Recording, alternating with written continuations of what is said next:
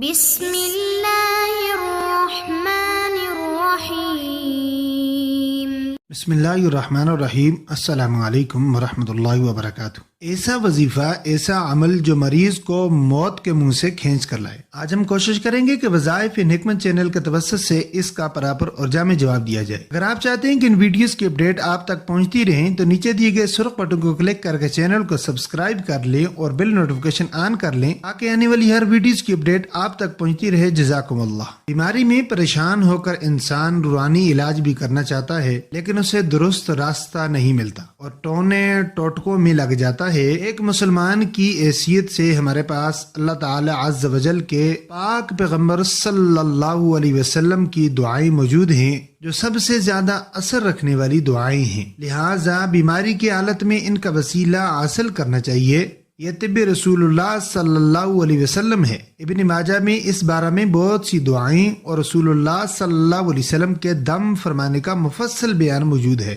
جو شخص بارش کا پانی لے کر اس پر سورہ فاتحہ 70 بار پڑھے اور 70 بار سورہ اخلاص پڑھے اور معوذتین 70 بار پڑھ کر دم کرے، اور ایک بات کا خیال رکھنا ہے کہ جب بارش شروع ہو تو اس وقت پانی نہیں لینا، بلکہ جب بارش کو شروع ہوئے تھوڑا وقت ہو جائے تو اس وقت پانی لینا ہے، اور فرمایا کہ یہ پانی آپ نے دم کر لینا ہے، یعنی جو آپ کو ابھی بتایا جو پڑھنا ہے یہ آپ نے دم کر لینا ہے اس بارش کے پانی پر۔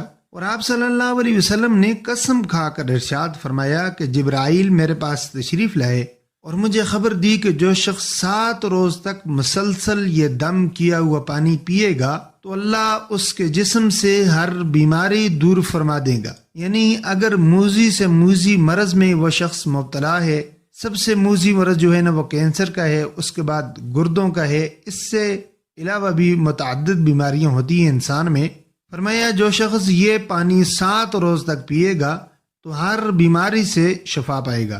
ایک مسلمان کی حیثیت سے ہمارے پاس اللہ کے رسول صلی اللہ علیہ وسلم کی دعائیں موجود ہیں جو سب سے زیادہ اثر رکھنے والی دعائیں ہیں، لہٰذا بیماری کی حالت میں ان کا وسیلہ حاصل کرنا چاہیے۔ بخاری شریف اور مسلم شریف کی ایک متفق علیہ حدیث ہے کہ حضرت سیدہ عائشہ رضی اللہ تعالیٰ عنہ نے فرمایا کہ رسول اللہ صلی اللہ علیہ وسلم اپنے بعض گھر والوں کی بیمار پرسی کرتے تو اپنا دایاں ہاتھ مریض کے درد والے حصے پر پھیرتے اور یہ دعا پڑھتے: اللہم رب الناس اذہب البأس واشف انت شافی لا شفاء الا شفاؤک شفاء لا یغادر سقما۔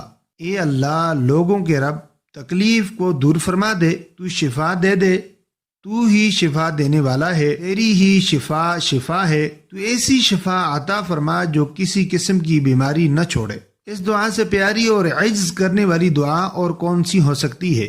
یہ دعا آپ کسی بیمار کے لیے کریں اور ثواب بھی حاصل کریں۔ سورہ فاتحہ میں موت کے علاوہ ہر مرض کے لیے شفا ہے، تو آقا دو جہاں صلی اللہ علیہ وسلم کا فرمان اس کی ضمانت دیتا ہے کہ سورہ فاتحہ پڑھتے رہنے والوں پر آسانیاں پیدا ہوتی ہیں۔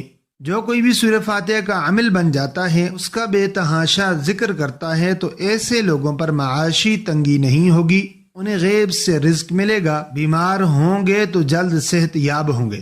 سورہ فاتحہ کے عامل جب کسی کو دم کرتے ہیں تو موذی امراض سے چھٹکارا حاصل ہو جاتا ہے۔